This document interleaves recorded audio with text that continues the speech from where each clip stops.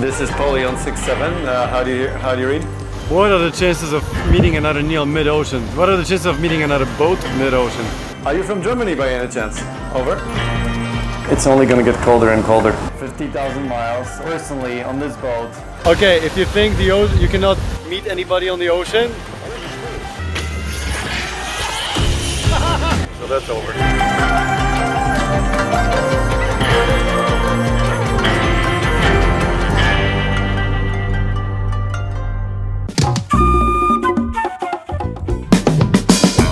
You know how you tell that the temperature fell below 23 degrees Celsius? It's because the coconut oil has gone solid from fluid. Ania, our YouTube channel is even available on the high seas. Two different categories, personal reasons and the boat reasons. And in the meantime, Ania is making something really, really good.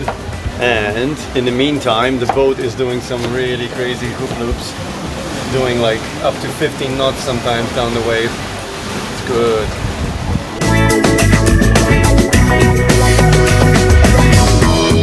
Day 8, we just basically turned completely towards our destination, or more or less entrance to the English Channel. So now the game has changed. We're no longer negotiating the comms surrounding Bermuda High, but rather now we're watching the rear view mirror and watching the west, what lows are coming over and what they're gonna do to us. So we're trying to position ourselves so that we stay in a nice 20-knot wind. If I move over a few hours forward, watch what's happening. There is a decent front coming over. You can see it over here. Somewhere around here, we're still gonna have a southern wind, more or less. But as soon as it passes, you see what's going on? We're gonna be somewhere in here with a nice good wind, somewhere between 20 and 30 knots. And the big picture is that we need to keep going and stay with that. So we don't get into this, we don't get into this, okay? We need to avoid that, and we need to avoid that. Of course, we don't want to get ourselves into something really, really dark, like over 40 knots, because that becomes unnecessarily uncomfortable and puts a lot of strain on the boat as well. That's the strategy for the next 2 days. So for the moment, we're going on a course 055, give or take 060, so somewhere basically along that great circle line that leads us directly to English Channel. And we have about 2,300 miles left there, and then another 1,000 to Poland, give or take. In the meantime, guess what happened? We have a neighbor in the middle of the ocean. Let me see if I can zoom in so that you can actually see him at all. Atlantic Ocean, orange boat of the Atlantic Ocean. This is Polly. Orange boat of the Atlantic Ocean. This is Polly. White boat on the Atlantic Ocean. This is the orange boat on the Atlantic Ocean. Do you hear me? Good morning. So nice to see you. This is Polly. Over. This is Polly on 6-7. Can you hear me? This is Polly on 6-7. How do you read? Where are you bound for? Where are you coming from? Over. Did you say Samana 3? We are coming from San Martin, and we're going to Gdańsk to Poland. Over. Did we copy right going to Gdańsk? Over. That is correct. Are you from Germany by any chance? Over. No, you're Austrian. We started in Miami and we're heading towards Wrocław. Where are you from? Towards where? Rostov? I understand. Grüß Gott. We are from St. Martin to Gdańsk, and I understand you're going from Miami to Rostock to Germany, correct? No, we're not going to Rostock. We're going to Transat into the Mediterranean. Over. Sorry, the radio sometimes sounds funny, but yes, I understand Gibraltar. So now I understand why you're going a little bit across our course. Are you a Trimaran by any chance, or am I not seeing right? Neil 51 Trimaran. What? Okay, I won the bet. I just said that about 20 minutes ago. I thought it's a Neil 51, so there it is. And we are the very first Neil ever made, Neil 50, Polly. If you need any help at all, we're here. And if you feel bored and if you like having a company outside of your boats, then definitely give us a call. The radio is standing by on 16 anyway. Thank you, and same to you. I'm looking forward to have a couple of chats over the next couple of days. We will stand by on channel. Hi, danke schön, tschüss. So it turns out it's a Neil 51. What are the chances of meeting another Neil mid-ocean? What are the chances of meeting another boat mid-ocean? Check it out, the entire big ocean, and we have neighbors. So this boat is going from Miami to Gibraltar. Okay, if you think you cannot meet anybody on the ocean, just think again. And it's a bunch of Austrians on board, really cool people. We just talked to them on the radio. Alright guys, so this is it. We're doing what? About 7 to 10, 11 knots maybe sometimes. And now it's backed off a little bit. The wind is somewhere between 15 and 20. We've had more like 20 to 24, 25 over the most of the day. So we were doing a little bit faster. We were going somewhere between 7 and 13. We had few runs over 13 to 14, 15 knots, and we had 1 to 18.8. So that's the record for the day. In fact, that's the record for the whole passage for the moment. It's getting colder. Just after the sunset, there's no more sun. There's some clouds around. So, you know, I'm gonna hide. It's only gonna get colder and colder. Jacek doesn't stop to work, even though he's in the middle of the ocean. He's still using the poor satellite connection to straighten out his sidewalk next to his place in Poznań. So he can't disconnect completely.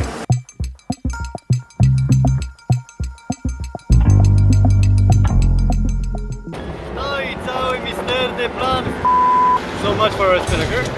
Okay, that was really weird because we have the spinnaker didn't catch on anything. We didn't have a gust or anything, and it just literally opened up all the way across. And we don't have a sewing machine, so that's over. So we're gonna have to ask our neighbors if they have a sewing machine.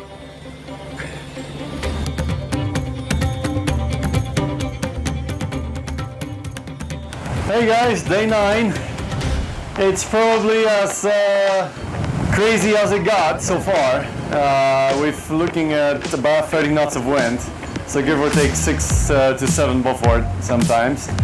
We're on the third reef on the main, which is about half the size of a normal mainsail, and a full Genoa, but we're running pretty much on a broad reach. So we're more or less running somewhat downwind, so the wind on the sails is only about 20 knots given our speed. The speed varies immensely. I just saw 16 a moment ago, 17, and but normally it's somewhere in between 7 and 12. The funny part is that among all this let's not call it a storm, it's 30 knots, it's not so bad. There is a calm developing right in the area where we are right now, so we have to run really fast away from here, otherwise we're going to get stuck here in the afternoon. But things are going well. A few victims of the big waves is one, we had a bottle of oil break in the kitchen and it's a total mess right now. We cleaned it up a bit, but eventually we covered it with a new carpet so that oil doesn't get carried in on people's feet all over the boat, because it would turn into a total disaster, you know, like an ice rink.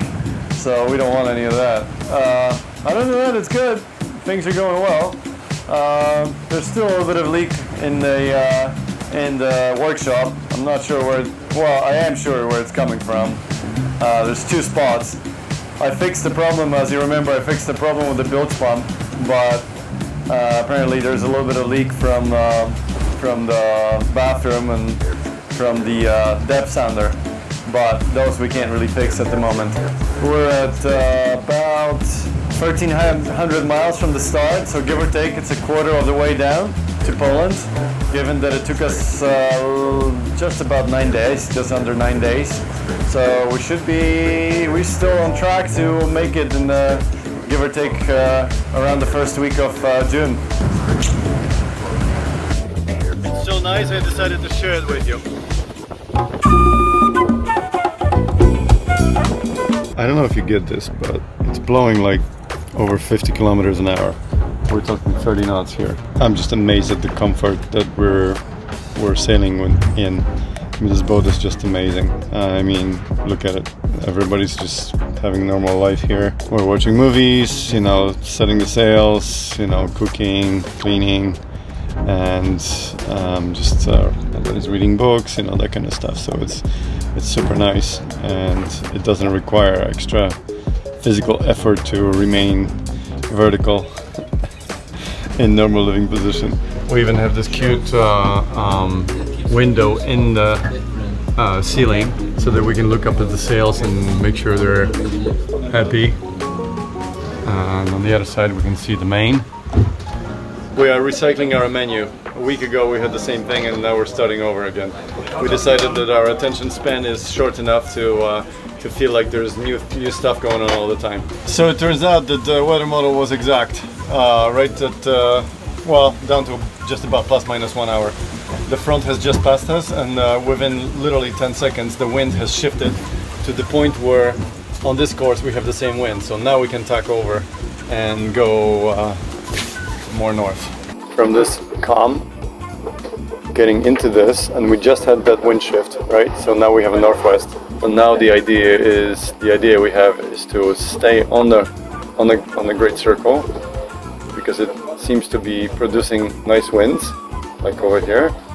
And then eventually, if we get a little bit too close over here, we might tack over to the south. But that's tomorrow night, if anything. Ale widok jest!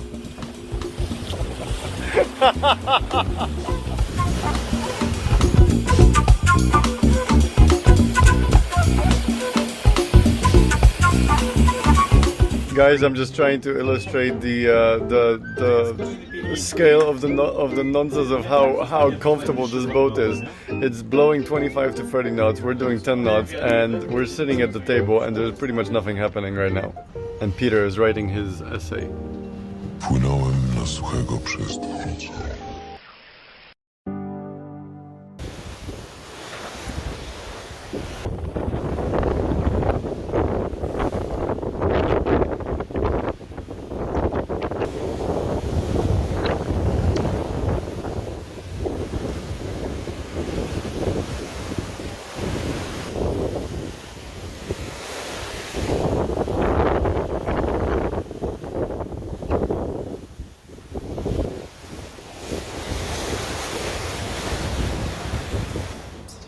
Okay, class time. Radar decided to cooperate, so we're gonna do a little class on radar since we are going through a front and we have some clouds with wind and rain. This is my English class. Hello. Okay, guys. If we see something that has a well-defined edge, like those two here, then we can expect to have a decent amount of rain, and it's probably built up upwards. So that means it's got rain and a lot of rain, which also produces wind that goes directly vertically into the ground. Now, so anywhere under this cloud, there's going to be wind going in all directions from underneath of it, right? So if the wind is from the east, in this case we're going directly north, so this is a really easy situation. So if the wind is from the west, then the dangerous side is on the east side of it, right? Because that's when the regular wind is going to add up with the wind from the cloud. On the other end, if you go from on the west side of this cloud, then it's no big deal because it's just going to die the wind down. So let's say we have right now 25 knots off the side, right? Just for shits and giggles, to simplify things. If this cloud produces another 25 knots, you get 45 knots gust, right? For a moment. But that could produce problems. On the other hand, if you go on the other side, you're gonna have 5 knots because it's gonna subtract. Just very locally, right? Mm-hmm. Just around this cloud, but that's the dangerous part. And you can expect gusts to reach probably a quarter mile to half a mile, maybe a mile, a little bit. But obviously, it's reduced in kind of a square mode. And how far are we from those clouds? Right now, this number here is showing you how far is each ring. So each ring is 2 miles. 4 miles The away. entire radar screen right now is set to 12 miles, right? If you go zoom out, now you have 24 and each ring is 4, right? You can't see very much out of here, right? And again, I want to tell you one more thing. The radar beam is about 15-20 degrees in vertical, which means if you get close to this cloud, it's going to disappear off the screen. because it's going to disappear off the radar beam. How close? You're talking about a mile, Okay. okay? So it could disappear unless there's a lot of rain underneath. It's going to read the rain, so it's fine. So then you'll see it. But then you'll see the rain, which is like the dots that are here. You see this one. This one is a perfect example of what you shouldn't worry about, because if you have a very undefined edge, like a rugged edge, that one's fine, because it's all just rain, and it could give you like 5-10 knots, maybe tops, but nothing really serious. Okay. Cool. So that's my little spiel on using ship radar. Thank you. And it shows here as well? as a weather radar at the same time. Does it show on the big screen as No. well? No. Just There is a plugin supposedly that you should be able to plug this in and actually have the picture of the radar picture on the OpenCPN, but I've never reached the expertise to do that.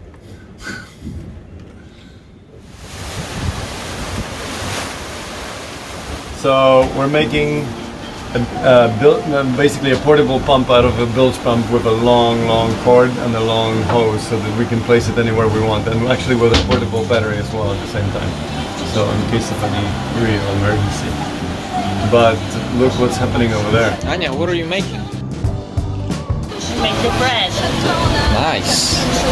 Alright, the weather's a bit nicer, so we're gonna try to take out the spinnaker and actually fix it.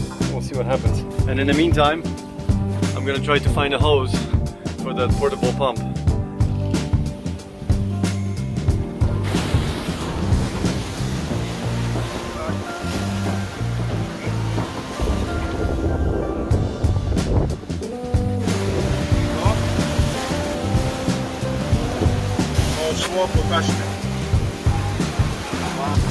So we pulled out the spinnaker. We have the lower edge stretched along the length of the boat, and I think we got it pretty much. And now it turns out that we have a rib that doesn't go straight. It actually goes at 90 degrees somewhere along the line and reaches about 3-4 meters up top from the corner. So we're gonna try to roll it up. So there's two options. We're either gonna have a working sail or we're gonna completely ruin it. Okay, if anybody asked me why we took crew of 6, now you know why. Because it takes 6 people to roll up the bottom of the spinnaker evenly, more or less. So this is our sewing machine, consisting of Peter, Pavel, and Jacek. We finally came up with a solution how to sew up the broken spinnaker. Look at this beautiful job. The whole edge, we made the whole new edge basically. And let's hope this works. So the idea is, the collective idea is to put the spinnaker up front, because Jacek observed that there's more wind on the bow than on the stern. So we're gonna do that.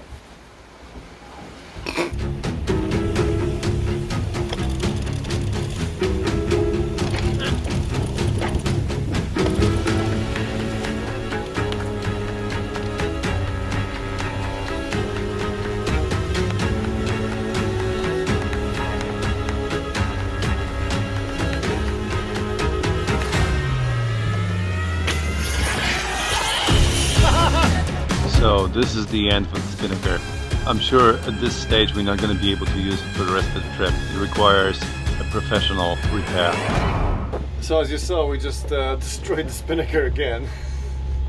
So now I'm quickly trying to determine whether we should put the spinnaker on a port on the starboard side, because I'm trying to determine which tack is favoring us, given our situation with the low. So I need to know what the wind is going to be doing over the next few hours.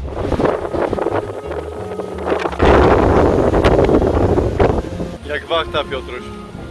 Tak jest.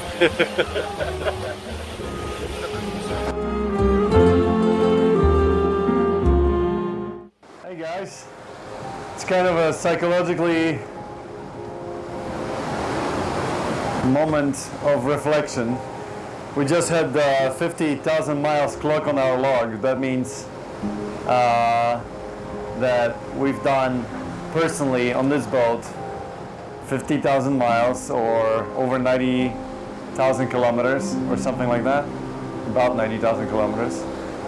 And I know it's just a number. It's really doesn't mean much, you know, it's not any different than 49,000 miles or 4,000 miles, but it just made me think about two things, you know. It's been, what, almost 7 years since we bought the boat, and it's been the most intense 7 years in my life, for sure, on many fronts. The beginning was really intense, really tough on the boat, but then we started kind of a breaking in with the boat, and then finally we started having space for breaking in with each other, as it turns out. Working together for all these things with Ania has made our relation so much deeper.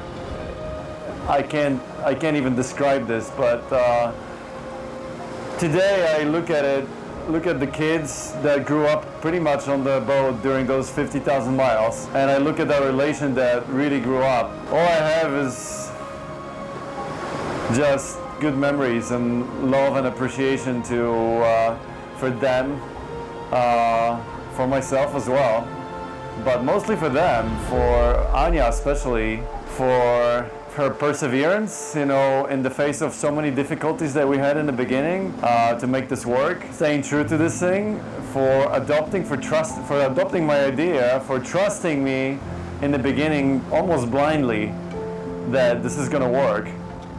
And it does. And now it just stays so good being together in this, and having in the background the fact that we created all this, just absolutely amazing. So yeah, so that 50,000 miles just made me reflect on a few things back. I just wanted to say thank you, honey. I have so much gratitude for you. You became absolutely fundamental piece of this whole, of our puzzle, of this idea staying afloat. Quite frankly. Love you. Mwah.